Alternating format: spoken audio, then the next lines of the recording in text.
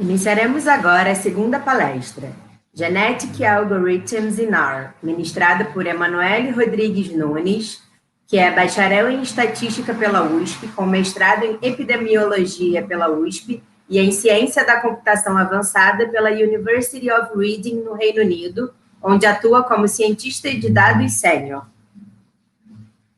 Olá, meu nome é Emanuele, eu sou formada em Estatística pelo IME-USP e no momento eu estou fazendo um mestrado em Ciência da Computação. Nos últimos 3 anos eu venho trabalhando como Data Scientist para o Xbox, então eu trabalho com jogos. E foi nesse contexto que eu conheci o assunto da minha palestra aqui, que é Genetic Algorithms, ou algoritmos genéticos. E essa palestra, ela é uma introdução aos algoritmos genéticos e como utilizá-los em R. Então tá. Antes da gente passar para a parte divertida, que seria como fazer o uso desse algoritmo no R, acho importante a gente falar um pouquinho sobre a teoria por trás. Então vamos lá. Os algoritmos genéticos, eles fazem parte de uma classe de algoritmos chamada algoritmos evolucionários, que fazem parte da computação evolucionária. E esses algoritmos, eles são utilizados principalmente para otimização. E eles são dinâmicos exatamente porque eles evoluem com o tempo. As principais características dessa classe de algoritmos são que eles dependem de uma população, eles dependem de uma função que a gente vai otimizar, que é a nossa fitness score. Então o nosso algoritmo ele é fitness oriented, e a gente precisa de variações, que é exatamente essas variações que vão fazer com que a nossa população evolua. Então, o que são os algoritmos genéticos em si? Como eu mencionei, eles fazem parte dessa classe de algoritmos evolucionários e eles foram inventados em 1970 pelo John Henry Holland. Então já faz um tempo que esses algoritmos são utilizados. Eles são baseados na aleatoriedade. E por quê? Porque para a gente evoluir o nosso modelo, por exemplo, várias características como a mutação e o crossover, a gente vai precisar de algum valor aleatório ali que vai definir se a gente vai mutar ou não. E esse tipo de algoritmo ele é um dos mais simples comparados com todos os outros algoritmos dessa classe evolucionária. Então é por isso que eles são às vezes chamados de Simple Genetic Algorithms. Como o próprio nome sugere, esses algoritmos são baseados na teoria da evolução de Darwin, em que o mais forte sobrevive. Então, se a gente olhar aqui nesse infográficozinho, a gente tem aqui que a gente vai verificar qual é a qualidade de cada indivíduo, e baseado nisso a gente vai selecionar os melhores e os piores vão morrer. Eles vão se reproduzir, mutar e gerar uma nova população, uma nova geração. Então, por que a gente usa esse tipo de algoritmo? Eles são muito utilizados quando a nossa função, a função que a gente quer otimizar, quando ela é complexa, quando ela está sujeita à aleatoriedade e quando ela é descontínua. A gente sabe que vários modelos de machine learning fazem uso do gradiente descendente. E uma das características do gradiente é que ele precisa de uma função contínua para ser diferenciável. E isso é uma coisa que o algoritmo genético não precisa. Então, ele é ótimo nesses cenários. E o que o nosso algoritmo consiste? Ele consiste de uma população, onde essa população ela é formada por indivíduos. E cada indivíduo é o que a gente chama de possível solução. Os nossos indivíduos, eles têm cromossomos, onde os cromossomos são as características do indivíduo. Ou então, se a gente tem um dataset, seriam as nossas variáveis, por exemplo. E os nossos genes são a representação dos valores dessas características. Então, eles podem ser binários, eles podem ser valores reais. E o mais importante aqui é que a gente tem um fitness value, que é exatamente como a gente vai avaliar o quão bom cada indivíduo é. Então, a gente precisa dessa funçãozinha para determinar o quão bom cada indivíduo é. Então, para a gente explicar mais um pouquinho, a nossa população aqui nesse caso é formada por diferentes tartaruguinhas, então elas são os nossos indivíduos, e a gente tem que as features dos nossos indivíduos, as características deles são, por exemplo, o tamanho da perna, a cor da pele, a espessura do casco, entre outras características que a gente pode ter. E baseado nessas características, a gente vai ter uma função que a gente vai tentar otimizar e a nossa função vai dar o quão bom o nosso indivíduo é. Essa função vai depender da pergunta que a gente quer responder, então ela não é sempre a mesma. E outra característica, que é como a gente mencionou antes, é o crossover. O que é o crossover? Então, a gente vai pegar os melhores indivíduos da nossa população, os 2 melhores, por exemplo, e esses 2 melhores indivíduos, eles vão gerar o que a gente chama de mating pool, exatamente um lugar em que eles vão se reproduzir. Esses 2 indivíduos, é o que a gente chama eles de parents, ou os pais, e cada par de pais vão gerar um par de filhos, então vão gerar 2 filhos. E o crossover, o que é? São pegar características do pai 1, vai passar tanto para o filho 1 quanto para o filho 2, e o segundo pai também vai passar uma parte das características para cada um dos filhos. E esse é o crossover. E a ideia aqui é que quando você pega as melhores características dos seus indivíduos, você aumenta a probabilidade, a chance de você passar essas boas características para os filhos e você vai, desse jeito, deixar as características que não são tão boas de lado. E essas características vão eventualmente desaparecer da nossa população. E o ideal seria que a gente chegue no resultado ótimo ou aceitável para responder a nossa pergunta. E outro fato importante é a mutação. A mutação, ela serve porque a gente precisa de diversidade na nossa população. Então, a gente tem os pais, mas pode ser que eles não tenham alguma característica tão importante que com a mutação a gente pode gerar um indivíduo completamente novo, pode ser a melhor solução possível. Então, por exemplo, a gente pode introduzir uma tartaruga colorida porque ela é venenosa. E por ela ser venenosa, ela vai sobreviver mais contra os predadores dela do que uma tartaruga normal, que não tem nenhum tipo de veneno. Então, a ideia da mutação é exatamente essa. E essa é a ideia por trás, a ideia teórica dos nossos algoritmos genéticos. Agora, a gente vai ver como utilizá-los no R. A principal biblioteca que a gente vai usar aqui para fazer o algoritmo genético no R se chama GA, que significa Genetic Algorithms.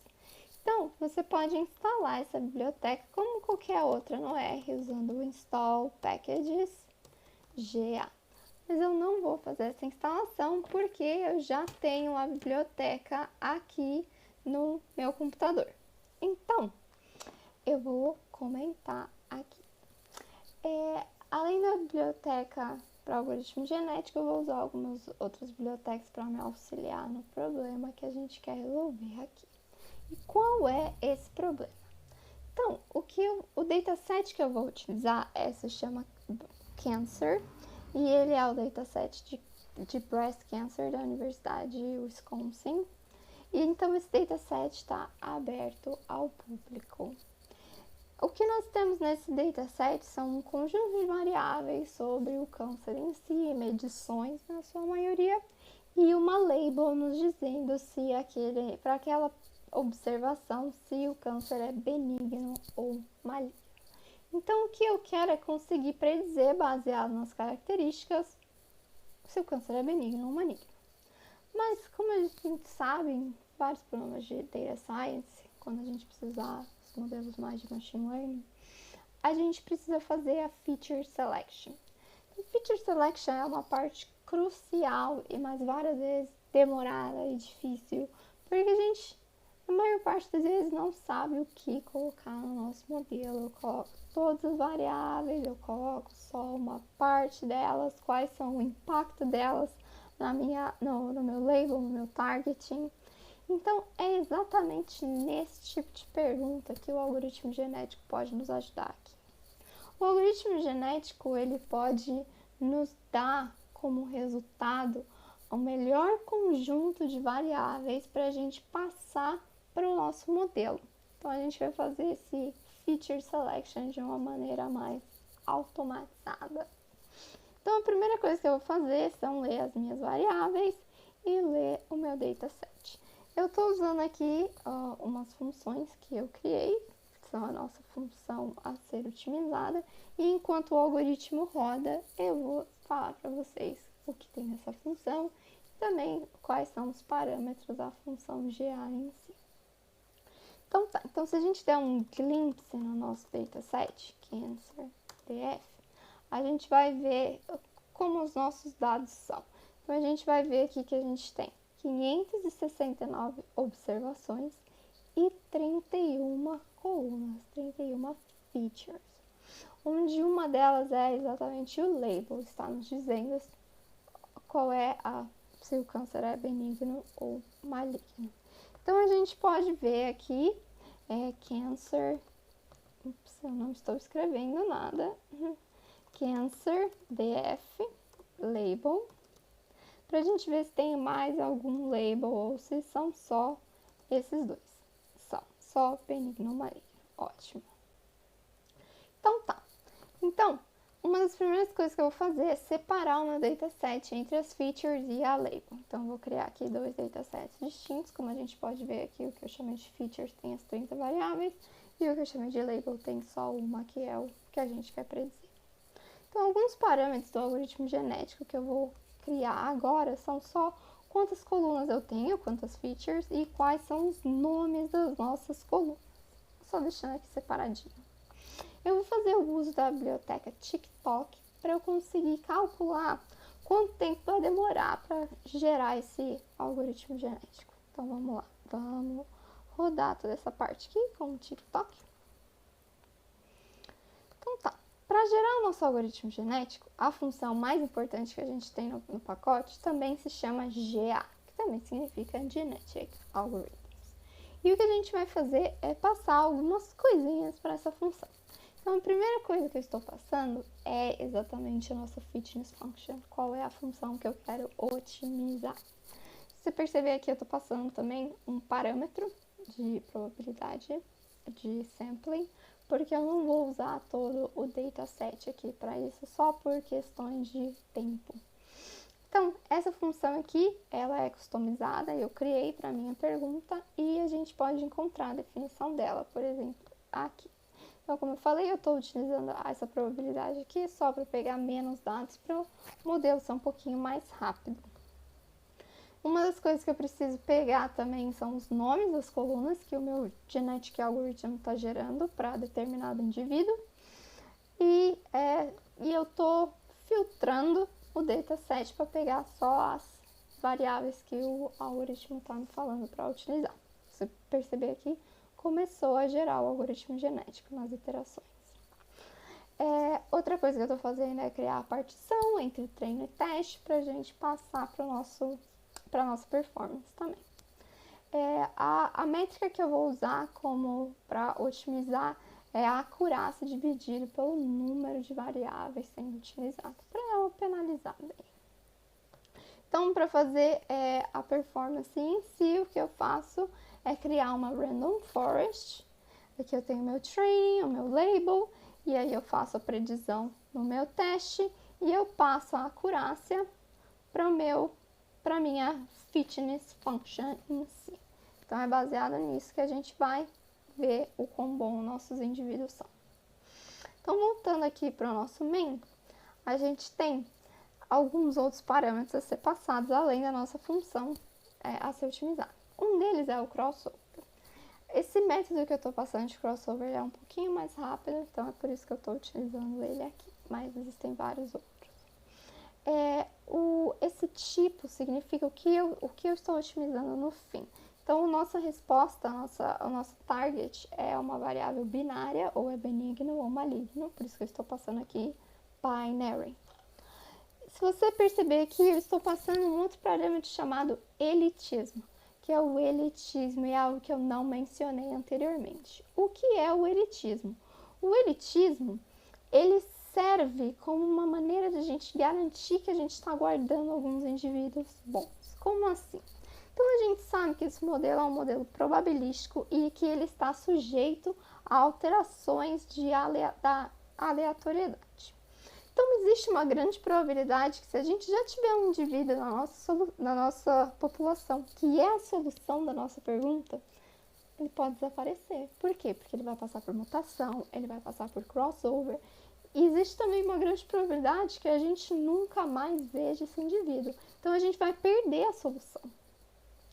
Então, o que a gente pode fazer é falar para o modelo: hey, se você guarda X valores, X indivíduos, então nesse caso estou falando, guarde 3 dos melhores indivíduos que eu tenho na minha população e passe eles para a próxima geração sem nenhuma modificação. Então o que vai acontecer na próxima geração, esses 3 indivíduos vão estar lá, intactos, e quando a gente for fazer o fitness dos novos indivíduos, se esses indivíduos que eram a elite na geração passada continuarem sendo elite, a gente continua passando eles intactos. Se eles forem passados por novos indivíduos, então se tiverem indivíduos que agora são melhores, têm características melhores, eles não vão mais ser considerados elite. Os novos indivíduos dessa geração que vão ser considerados a elite vão ser passados para a próxima geração. Então essa é a ideia do elitismo, a gente conseguir guardar talvez a nossa melhor solução, caso ela já exista. E o elitismo ele consegue melhorar bastante a performance do nosso modelo em várias situações. Outros parâmetros que a gente pode acrescentar são a mutação, qual é a probabilidade de mutação, qual é o tamanho da nossa população, então quantos indivíduos vão fazer parte da nossa população. Aqui são aqueles parâmetros que eu já rodei inicialmente mostrando para vocês, que são o número de variáveis e o nome das variáveis. Esse run igual a 5 igual a 5, ela está aí para representar o nosso stopping criteria. O que isso significa? Então, se eu estou gerando as minhas populações, as minhas novas gerações, e elas não estão melhorando, para. Se depois de 5 iterações eu não tive nenhuma melhoria, pare. E é exatamente para isso que esse valor serve. Eu também posso dizer qual é o número máximo de gerações que eu quero ter, se eu quero guardar os resultados para ir monitorando, se eu quero guardar a melhor solução, e um dos parâmetros mais importantes é esse parallel, que ele significa se você quer fazer um processamento em paralelo. Então, o que isso faz é que cada core do seu computador vai ser responsável pela criação de uma geração. Então, você consegue acelerar bastante o tempo do nosso algoritmo. E hoje em dia está cada vez mais normal máquinas virtuais ficarem mais acessíveis, elas não são mais tão caras. E se você comprar uma máquina virtual que tem bastante cores, um bom poder no processador, você vai conseguir rodar esse algoritmo sem precisar de muito tempo. Outra variável que a gente está acrescentando aqui é a seed, que ela serve exatamente para ver se a gente tem, só por motivos de reprodutibilidade, que é bom para quando vocês gerarem, a gente vai ter o mesmo resultado no fim. Então, eu ainda estou rodando o modelo, a gente está vendo aqui que estamos em 3 gerações com o mesmo valor. Pode ser que pare logo. Então, enquanto o modelo está terminando, a gente já está na 9ª iteração, além da gente usar a função já feita pela pacote GA, que o bom dela é que ela está colocando tudo num black boxzinho, você já só fala o que você quer. Você também pode gerar cada função você mesmo. Então, eu tenho as funções aqui que eu criei, vou abrir aqui para vocês. GA Functions vai estar disponível no meu GitHub para vocês darem uma olhada também, caso vocês tenham interesse. E nesse file, o que eu faço é criar cada passo do algoritmo genético. Então, por exemplo, criar a população inicial, o nosso fitness, como fazer a seleção dos melhores N indivíduos, como fazer o crossover, como fazer a mutação e como, obviamente, gerar a população. Então, o que falta agora? O nosso modelo terminou de rodar depois de 454 segundos. A gente pode ver o summary do nosso modelo.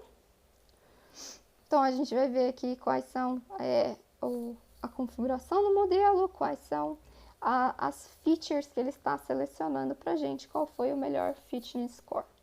Se a gente olha aqui as melhores variáveis, a gente pode ver quais são. Então, o nosso modelo selecionou 7 variáveis para ser utilizadas.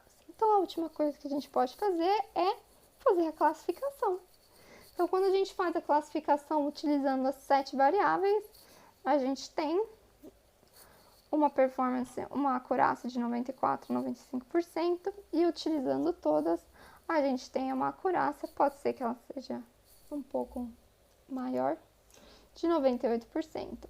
A gente não gerou população suficiente, o número de iterações também não foi tão grande, então pode ser por isso que o modelo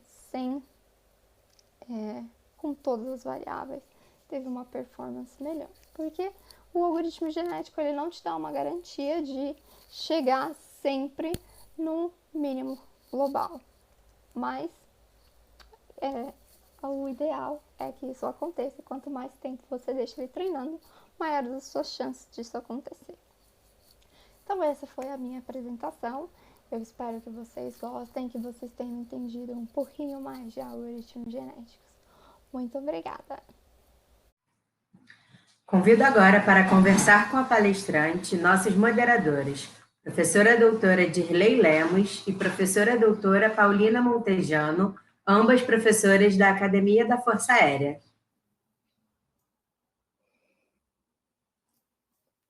Oi, bom dia. Bom dia, Emanuele. O som da Paulina está desligado, eu vou começar aqui com você.